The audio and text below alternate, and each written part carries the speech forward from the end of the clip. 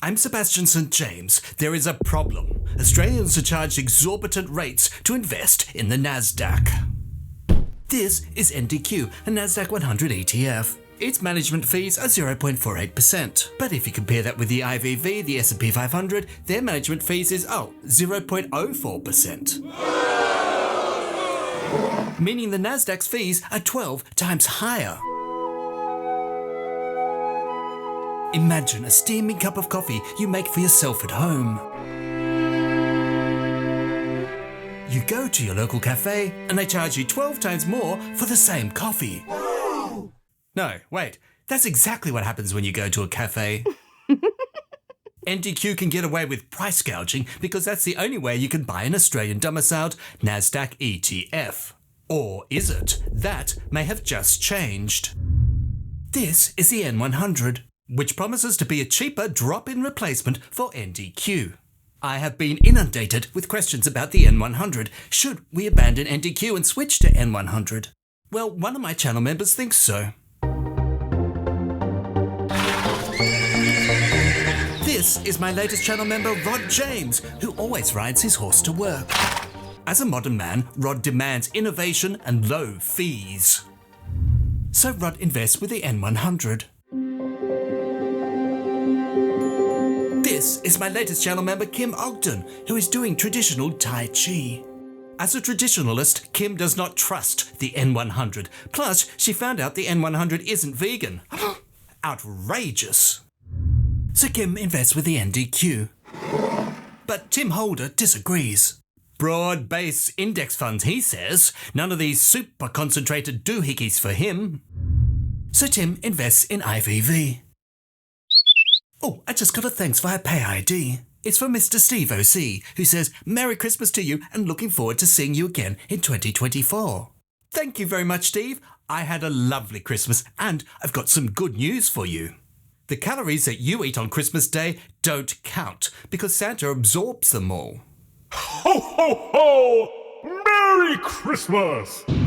To find out which NASDAQ ETF is the best, we need to play a game that I like to call One of These Things Is Not the Same. NDQ is made up of US tech stocks, N100 is made up of US tech stocks. Are those things the same? NDQ has 100 stocks, N100 also has 100 stocks. NDQ has a 0.48% fee, N100 has a 0.24% fee. Still ridiculously expensive for an ETF, but half of what we were paying before. Both are Australian domiciled, and both are available on the ASX. So far so good, a drop-in replacement for NDQ at half the cost. But you have been lied to. If you believe the NASDAQ 100 is the largest 100 tech stocks on the NASDAQ, and you probably do, you've been hoodwinked. Here, take a look.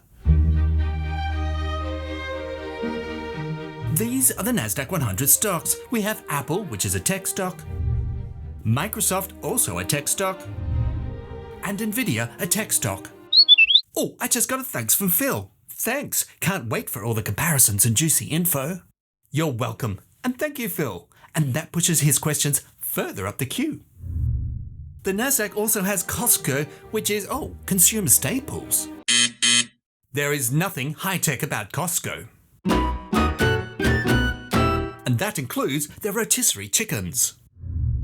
The NASDAQ also has PepsiCo, which is not a tech stock, it's consumer staples. And there is nothing high-tech about Pepsi Cola, although you can make a robot out of Pepsi cans if you didn't know. Robot. There are other non-tech NASDAQ stocks, Booking Holdings, Starbucks, Monster Beverage, and the list goes on. What if the NASDAQ 100 is not the top 100 tech stocks? Then what is it? Well, to find out, we need to compare the NASDAQ indices. It has the NASDAQ Composite Index, which is everything, the NASDAQ Financial 100 Index, which is the top 100 financial stocks, and the NASDAQ 100 Index. What's going on here is the NASDAQ 100 Index is really the NASDAQ Non-Financial 100 Index. NDQ aims to track the performance of the NASDAQ 100. The NASDAQ 100 comprises 100 of the largest non-financial companies listed on the NASDAQ market. So we need to update our table. NDQ is really non-financial stocks. But the question is that also true of the N100? Global ex-US 100 ETF, the N100, seeks to invest in 100 of the largest non-financial companies. So in fact they are the same, both invest in non-financial stocks. Oh, I just got a thanks via Pay ID from Elmo. Looks like we need to consider our lifespans so we don't run out of money. Thank you very much, Elmo, and I'll have a video which will tell you how much you should withdraw down on your super every year, coming out soon. When I said that the NASDAQ isn't a tech index, that's technically true.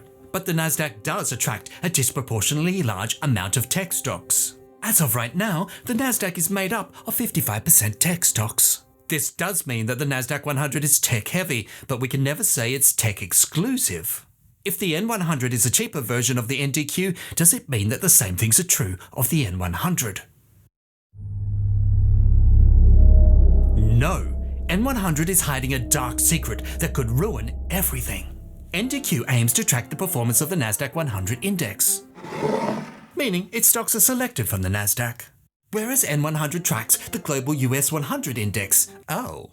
Okay, so it's a different index, but that could just be because the N100 does not want to pay the royalty fees to the NASDAQ to use the index, and so they roll their own version of it.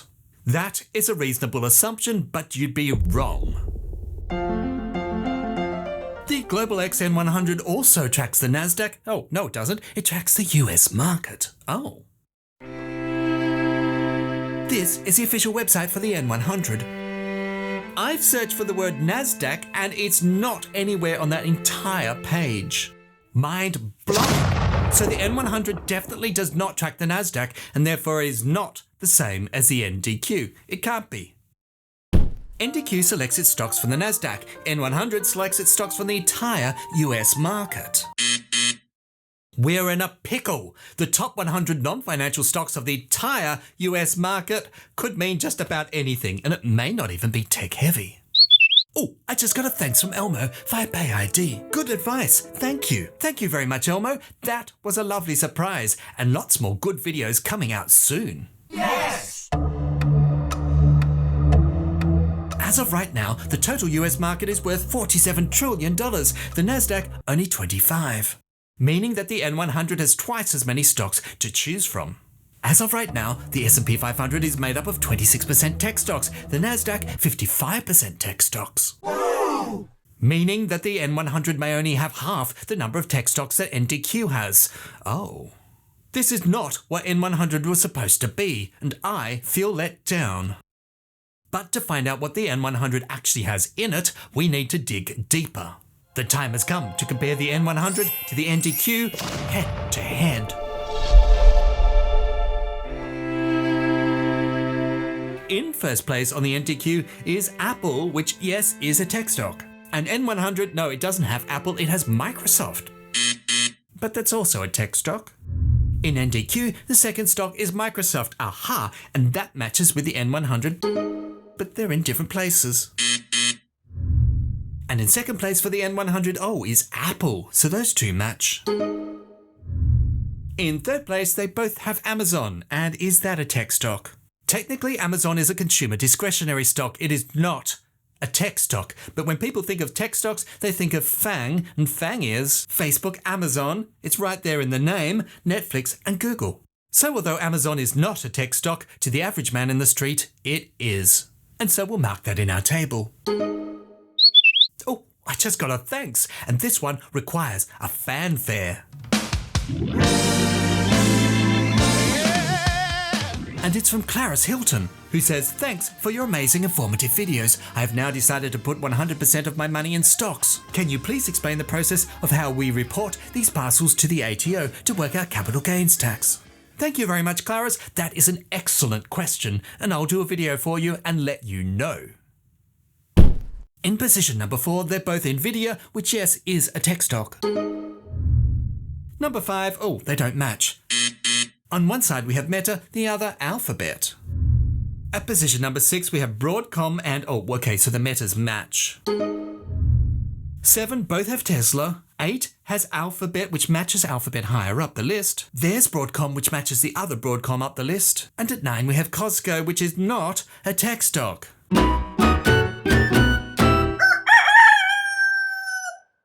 N100 also has Costco.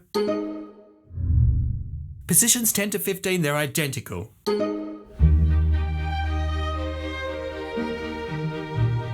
So, NDQ and N100 share exactly the same 15 top stocks, albeit in a slightly different order. But does the stock order determine which ETF will win? Well, the answer is yes, but at this stage we have no idea which is the best order. It's unknown. But it can be found out by testing it in my high-tech graphing lab.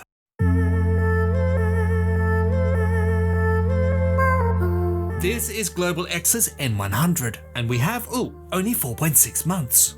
Why only 4.6 months? That seems a bit stingy. Well, that is when the N100 started. Its inception date was the 21st of August, 2023. You see, the N100 is a tiny baby ETF. 4.6 months, not enough data to make a meaningful comparison. But what if the N100 is based on an index which goes back decades, and of course the NDQ is based on an index which also goes back decades, and we can compare the two? Yes! N100 is based on the Global X US 100 index, and that index commenced on the 10th of August 2023. And they didn't figure out what stocks they wanted in it until the 7th of September 2023, just a few months ago. So we have a baby ETF that's based on a baby index that was created just for it. So comparing the Global US 100 index versus the NASDAQ 100 index, because it's such a short time, is meaningless. There's just not enough data, but I can compare the data that we do have. I just got a thanks from Mr. Steve OC by PayID. Welcome back, and can't wait to be engrossed and enthralled at the same time. Great topics. N100 and direct investing inside Super will be my picks straight up. Thank you very much, Steve. That was a lovely surprise. And your first wish, which is the N100, has been granted in this video. And of course, Steve's thanks pushes his questions further up the queue. Nice. The time has come to go head to head with NDQ versus N100.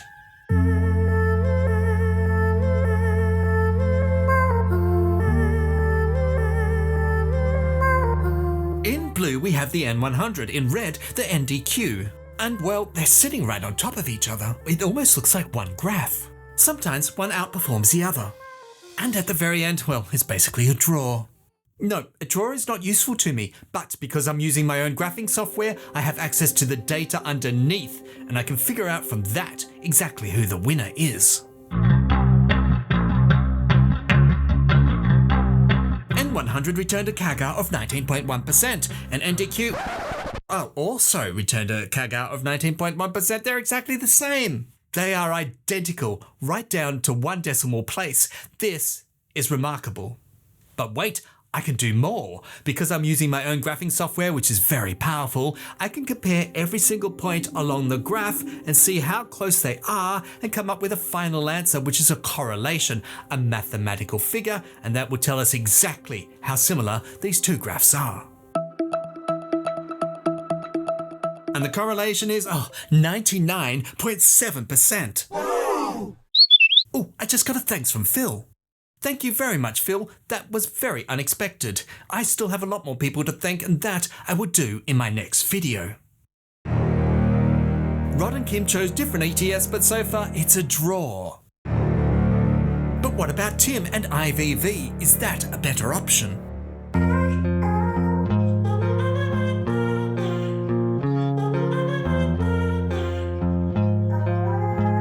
In blue is IVV. And IVV was a loser.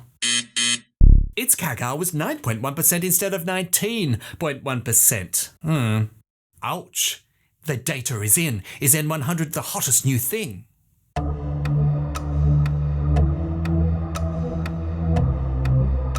Is the N100 the same as NDQ? No. NDQ only selects from the NASDAQ, N100 selects from the NASDAQ, plus the New York Stock Exchange, plus all the other exchanges. As of this moment, how similar are N100 and NDQ? Right now, they're virtually identical. Is N100 a cheaper drop-in replacement for NDQ? Right now, yes, it is. Of course, we need to monitor it over the long period of time to see if it remains so, and that I will do on this channel.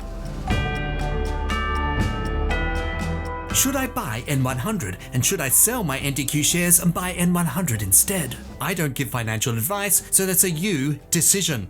Now, if you already own the NDQ stocks and you think I want the cheaper fees, I'll sell out and pop across to N100, you may attract capital gains tax, and if so, you need to decide whether that's worth doing or should you hold on to your NDQ for now, and only when you want to sell them anyway, quite independent of N100, does it make sense to sell them then. And that's something you have to think about.